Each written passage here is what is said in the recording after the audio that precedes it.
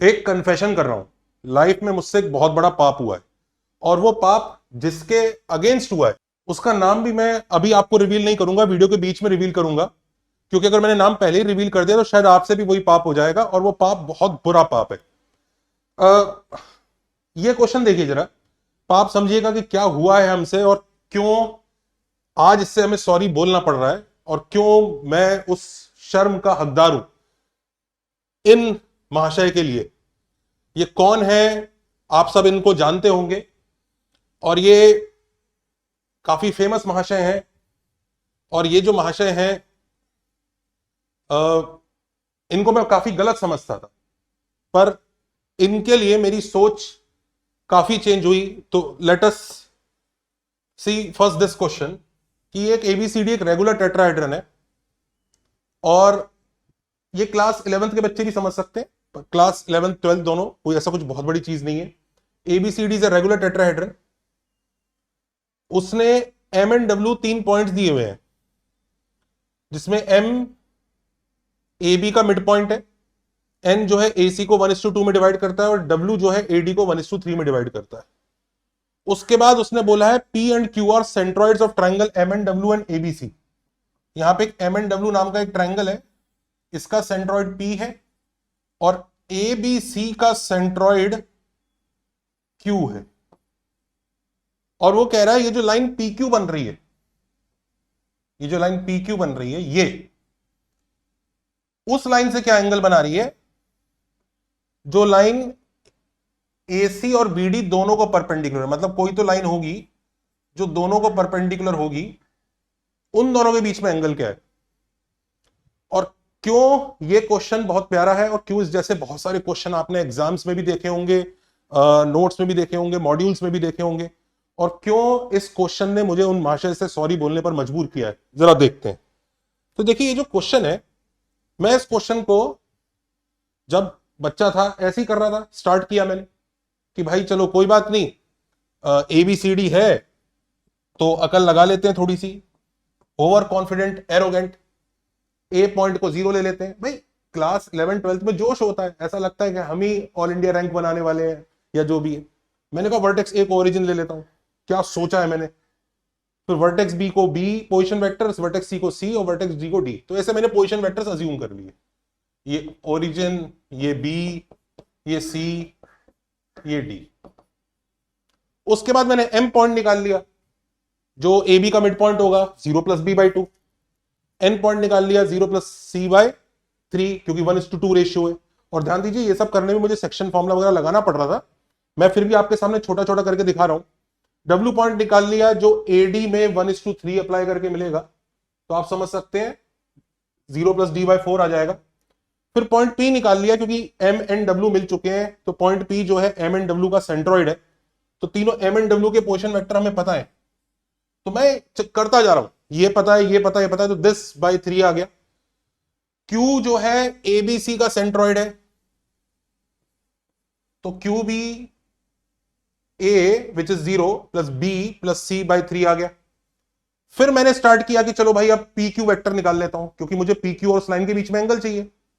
तो P Q vector will be Q minus P, तो इसमें से ये सब्ट्रैक्ट किया, और ये सब्ट्रैक्ट करके ही गंदे गंदे नंबर आने चालू हो गए। उसके बाद मेरे को कहा यार वो लाइन भी चाहिए मुझे, जो लाइन जो है एसी और बीडी के परपेंडिकुलर है। तो मैंने कहा मैं तो बहुत इंटेलिजेंट हूं, एसी लाइन पता ही है मुझे, वो सी के अलोंग है, और बीडी लाइन भी पता है, मतलब ये लाइन जो है सी के अलोंग है, और ये लाइन D-B के अलोंग है। तो सब तो पता ही है, अब दो वेक्टर हैं, इनके पीछे परपेंडिकुलर लाइन होगी, इन दोनों की क्रॉस प्रोडक्ट से आ जाएगी उसकी डायरेक्शन, तो ये भी निकाल लिया मैंने। और सोचिए ये सब काम मैं एग्जाम में कर रहा हूं क्वेश्चन करते हुए, और जब मैंने ये काम किया उसके बाद मैंने कहा इन दोनों के बीच में एंगल निकाल लेता हूं। तो पी क्यू भी गंदा सा आया हुआ है मेरे पास, वो वेक्टर भी बड़ा गंदा सा आया हुआ है, फिर पी क्यू और उसके बीच का मुझे एंगल चाहिए, तो उसके बीच का डॉट लेना है और मॉड से डिवाइड करना है, फिर कॉस इनवर्स वगैरह करेंगे। पी क्यू का मॉड निकालने में थोड़ा सा दिक्कत आ रही थी, क्योंकि vector B, vector C, vector D use हो रहे थे, इसका मॉड निकालने में थोड़ी दिक्कत आ रही थी। तो मैंने फिर गुस्से में आ गया कि क्या लेंदी क्वेश्चन है, बकवास चीज है, तो मैंने इसको स्किप कर दिया। पर अब वक्त आ गया नेम रिवील का, कि मुझे उन महाशय ने मेरी कैसे हेल्प की जो आपकी भी हेल्प कर सकते हैं। और आप सब लोग ध्यान रखिए, उन महाशय को जरूर फॉलो कीजिए। समवन जिसको मैंने बहुत बुरा भला कहा, मैं पब्लिकली उनको सॉरी बोलना चाहता हूं। मैंने उनको हेट किया, घोस्ट किया, उनकी तरफ बिल्कुल ध्यान नहीं दिया। उनका नाम है हमारा प्यारा सब्जेक्ट केमिस्ट्री। आप में से भी कई लोग ये हरकत करते होंगे, उस सब्जेक्ट को बहुत बुरा भला बोलते होंगे, इससे बुरा तो कोई सब्जेक्ट ही नहीं है यार, फालतू में आ गया, ये दुखी कर रहा है। इस सब्जेक्ट की वजह से मुझे ये क्वेश्चन बहुत इजीली समझ में आया, और मैं आपको वही शेयर करना चाहता हूं कि ऐसा नहीं है कि इस सब्जेक्ट का कोई एडवांटेज नहीं है। क्योंकि केमिस्ट्री हमें पता है क्या सिखाती है, कि एक क्यूब के अंदर रेगुलर टेट्राहेड्रन बड़े मजे से फिट किया जा सकता है। आप ये देखिए, मान लीजिए क्यूब की साइड लेंथ लेट से एल है, एक पॉइंट ये ले लीजिए और मैं इसको इससे ज्वाइन करता हूं, तो आप समझ रहे हैं ये लेंथ L√2 आएगी, क्योंकि डायगोनल है एक फेस का। क्यूब की लेंथ को L मान लीजिए तो ये L√2 आ जाएगा, परफेक्ट। ऐसे ही देखिए ये लेंथ कितनी आएगी, ये भी वापस सोचिए, क्यूब का ये फेस एक स्क्वायर होगा, ये लेंथ L है, ये लेंथ L है, तो ये भी L√2, तो ये लेंथ और ये लेंथ इक्वल। ऐसे ये लेंथ देखिए, ये इस वर्टेक्स से उस पॉइंट तक है, तो वो भी एक स्क्वायर है, तो ये भी L√2 आएगी, क्योंकि सारे वही स्क्वायर के डायगोनल्स ही हैं। इनफैक्ट इसको देखिए, इसको इससे ज्वाइन कर दूं मैं, तो ये इस स्क्वायर का डायगोनल है, ये भी L√2, इसको इससे ज्वाइन कर दूं L√2, इसको इससे ज्वाइन कर दूं L√2, ये सारी लेंथ L√2 ही है। ये 4 पॉइंट है और ये सारी लेंथ L√2 है। ये एक रेगुलर टेट्राहेड्रन है, this is a regular tetrahedron, और क्यूब के अंदर ये बड़े मजे से फिट हो सकता है। ये केमिस्ट्री हमें सिखाती है सॉलिड स्टेट चैप्टर में, हम बस उसको भूल जाते हैं और उस सब्जेक्ट को बुरा भला कहते रहते हैं। देखिए सारी लेंथ L√2 है, अगर क्यूब की लेंथ L है तो सारी L√2 है। अब इनफैक्ट यहां एक छोड़ो, दो दो टेट्राहेड्रन है। पहला वाला तो हमने आपको बना के दिखाया ही, पहला वाला तो यही था, ये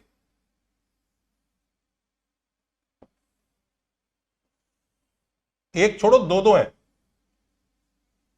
एक तो उधर से बन रहा है, दूसरा दिखाए, दूसरा देखिए,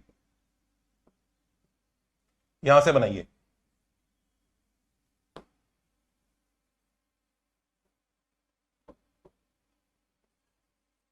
ये लेंथ L√2, ये लेंथ L√2, ये लेंथ L√2, ये लेंथ L√2, वही देखो,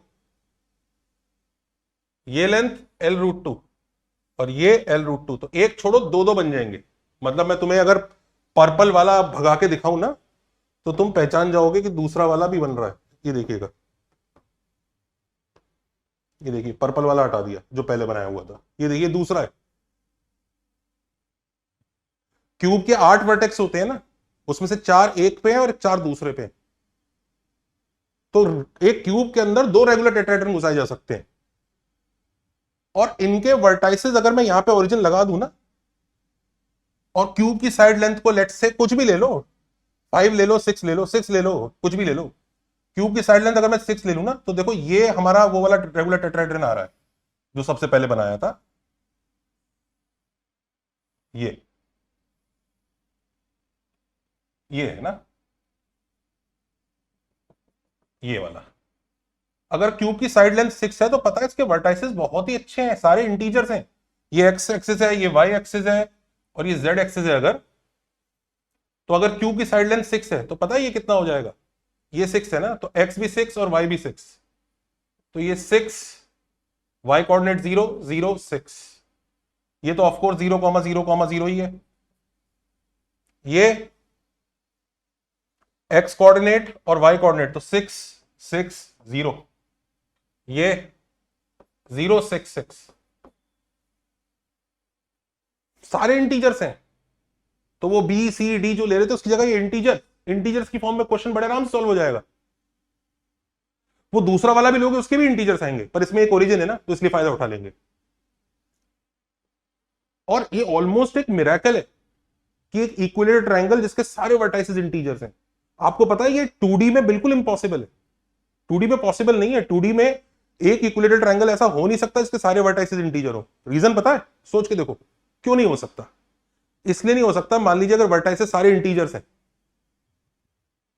तो पता है हर लाइन की स्लोप एक रैशनल नंबर होगी, क्योंकि y2 minus y1 upon x2 minus x1 एक रैशनल नंबर आएगा। तुम सोचो ना, सारे वर्टाइसेस रैशनल इंटीजर्स हैं, इंटीजर कोऑर्डिनेट्स हैं, तो तुम y2 minus y1 upon x2 minus x1 किसी में भी लगाओगे, इसमें इसमें या इसमें, तो रैशनल नंबर्स आएंगे। तो तीनों स्लोप रैशनल नंबर्स होंगी। अब एक चीज सोचो, अगर स्लोप रैशनल नंबर है तो उनके बीच का अगर ये एंगल थीटा निकालने की कोशिश करो तो tan थीटा ऐसे ही निकलेगा ना, m1 minus m2 upon 1 plus m1 m2 2D में। और तुम्हें पता है ये आंसर √3 आना चाहिए, क्योंकि 60 डिग्री एंगल होगा इक्विलेटरल ट्रायंगल में। ये सारे रैशनल नंबर, तो रैशनल नंबर की हेल्प से √3 कैसे आ जाएगा? तो 2D में ऐसा इक्विलेटरल ट्रायंगल होता ही नहीं है जिसके सारे वर्टाइसेस इंटीजर कोऑर्डिनेट्स हो। पर 3D में भाई एक ही क्यूब में 4 हैं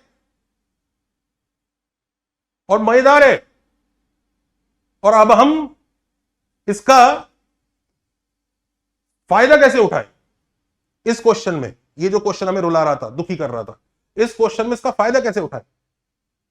जहां पहले वो बड़े पी क्यू वगैरह निकालने पड़ रहे थे, वो सब करना पड़ रहा था, फिर वो लेंथ निकालनी पड़ी थी, फिर डॉट वो कितना कुछ था वो। इस क्वेश्चन में देखो हम फायदा कैसे उठाएंगे। हम फायदा ऐसे उठाएंगे कि ये टेट्राहेड्रन अज्यूम किया क्यूब में, वही क्यूब बना हुआ है, और क्यूब की लेंथ को मैं 36 ले रहा हूं। भाई एंगल ही तो निकालना है, तो क्यूब कितना ही बड़ा ले लो कितना ही छोटा ले लो, क्यूब की लेंथ 36 ले रहा हूं। अब कोई लोग पूछेंगे 36 क्यों ले रहे हो? अरे कुछ भी ले, तुम 1 ले लो 2 ले लो, कोई फर्क नहीं पड़ता। मैं 36 इसलिए ले रहा हूं क्योंकि मुझे सेक्शन फॉर्मूला लगा रहा है ना, 1:1 1:2 1:3। तो सेक्शन फॉर्मूला लगाते हो तुम, जैसे 1:2 लगाओगे तो अपॉन 3 आता है नीचे, 1:3 लगाओगे तो अपॉन 4 आएगा। तो ऐसा नंबर लो ना 3 4 2 इनका मल्टीपल हो, समझ रहे हो? सेंट्रॉइड भी अपॉन 3 करना है, तो मैं इसे 36 ले लिया, अच्छा नंबर है। तो ए जो है 0,0,0 है, ए 0,0,0, बी इज एक्स और वाई इस एग्जैक्ट प्लेन में ना, तो 36 0 36। सी क्या है? 36 36 0। और डी क्या है? 0 36 36। बढ़िया है, तो सारे वर्टाइसेस तो मस्त आ गए। अब वो कह रहा है एम जो है ए बी का मिड पॉइंट है, तो इन दोनों का mid point this plus this bye 2 से एम तुरंत आ गया। एन जो है ए सी को 1:2 में डिवाइड करता है, तो 2 times this plus 1 times this upon 3, ये लो एन आ गया। और W जो है AD को 1:3 में डिवाइड करता है, तो ये W आ गया 1:3 लगा के। फिर उसने बोला है P point M and W का सेंट्रॉइड है, तो इन तीनों को ऐड करके अपॉन 3 कर देंगे तो सेंट्रॉइड आ जाएगा। तो 12 18 plus 12 upon 3 10, 12 plus 9 21 upon 3 7, 18 plus 9 27 upon 3 9। तो इंटीजर ही आ गए सब मस्त। Q पॉइंट जो है ABC का सेंट्रॉइड है, तो ABC का सेंट्रॉइड निकाल लो, this plus this plus this by 3, तो 72 by 3 is 24, this by 3 is 12 and this by 3 is 12, तो 24 12 12। ये P और Q पॉइंट्स आ गए इतनी आसानी से। फिर PQ वेक्टर निकालेंगे, क्योंकि एंगल निकालना है PQ वेक्टर उस लाइन के बीच में। PQ वेक्टर क्या होगा? Q minus P। Q minus P किया तो 24 minus 10 is 14, 12 minus 7 is 5, 12 minus 9 is 3। ये PQ वेक्टर आ गया। मजा आ रहा है? आया ना? पिक्चर अभी बाकी है, अभी तो रुको, बाकी है। और क्या बाकी है? ये जो लाइन AC और BD के परपेंडिकुलर होगी ना, अब देखो AC किधर है भाई? AC ये जमीन पे है, AC जो है जमीन पे लेटी हुई लाइन है, और BD वो छत वाला प्लेन है। भाई ये क्यूब है ना, ये जमीन पे रखा है, क्यूब रखा हुआ है, ये जमीन पे है, वो छत है।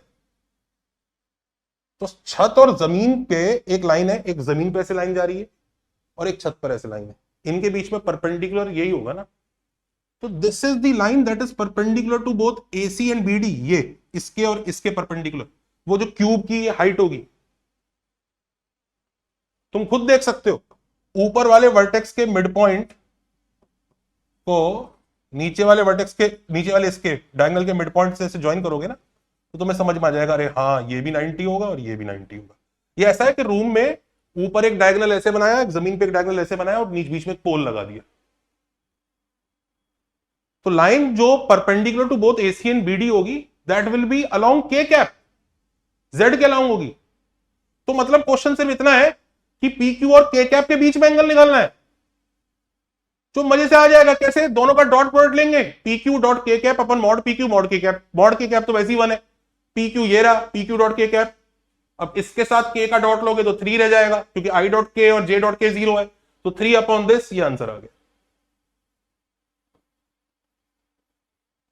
ये आंसर आ गया। गुड बाय, गया, हो गया, टाटा। तो उन महाशय को बुरा भला मत बोलिए, बहुत काम के हैं।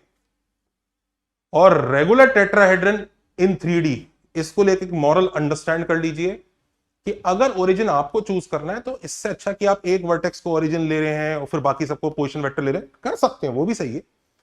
लेकिन अगर आपको मान लीजिए सारे वर्टाइसेस इंटीजर मिल जाए और आपका क्वेश्चन आसान हो जाए, तो उस केस में ये वाली चॉइस लेना बहुत अच्छा है, और इसको करिए, अच्छे से करिए। और जैसा केमिस्ट्री ने बोला है उसको समझो। बात समझ में आ रही है? वेक्टर 3D ऐसा चैप्टर है बच्चों, कई बच्चे बोलते हैं लेंदी है, लेंदी है, इसके क्वेश्चन एग्जाम में रुला देते हैं। उतने लेंदी नहीं होते, तुम शायद कंसेप्चुअली या तुम उस चीज को अच्छे से पकड़ते नहीं हो, इसलिए तुम परेशान रहते हो। नॉनदलेस एक क्वेश्चन आपके होमवर्क के लिए, एक रेगुलर टेट्राहेड्रन है एबीसीडी जिसकी साइड लेंथ 8 है, और वो रेगुलर टेट्राहेड्रन ये है मान लीजिए।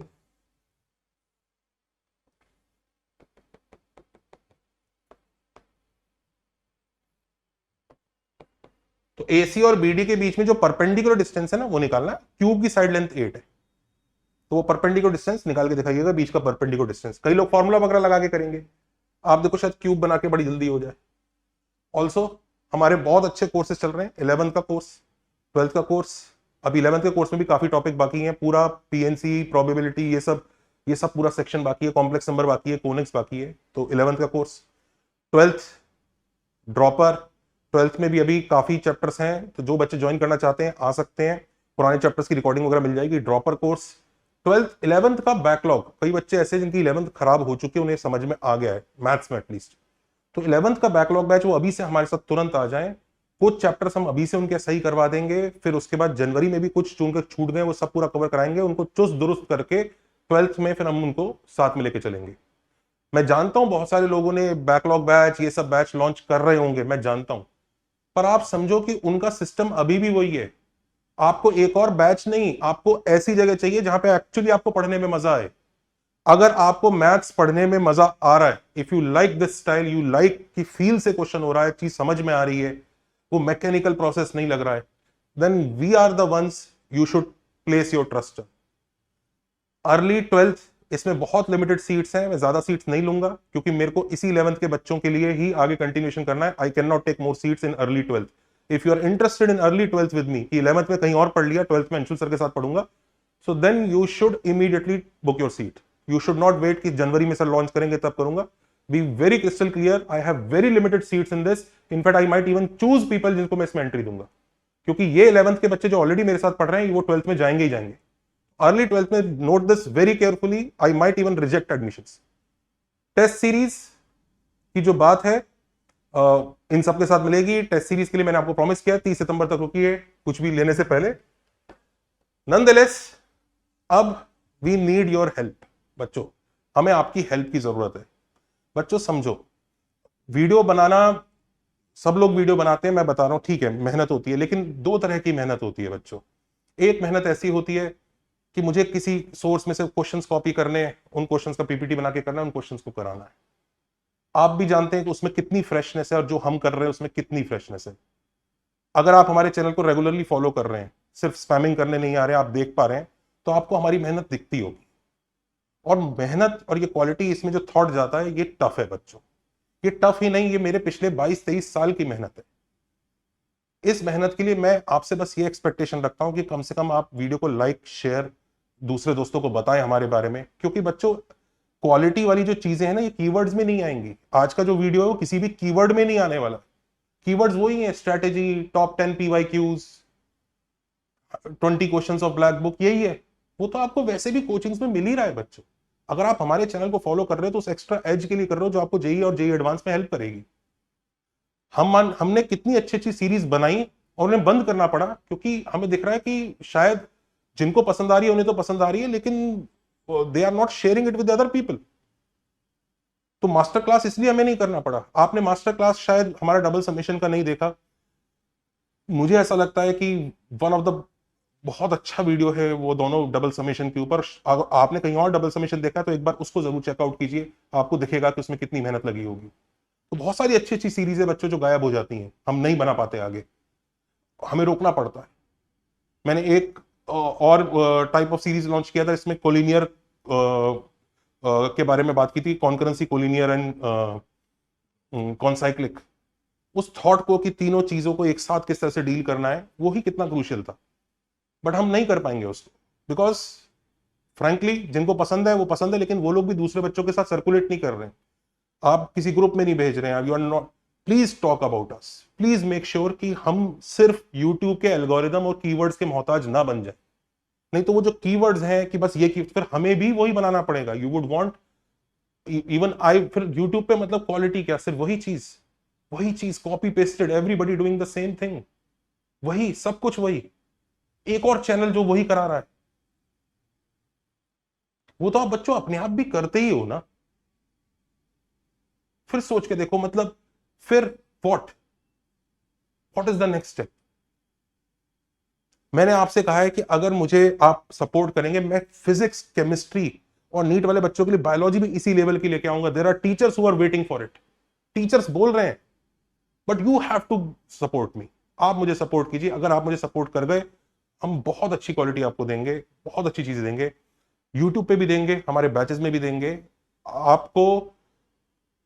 हमें यूट्यूब के एल्गोरिदम और इन चीजों से थोड़ा आजाद करना होगा, थोड़ा सा हमारी हेल्प करनी होगी बच्चों। Thank you, take care, bye bye.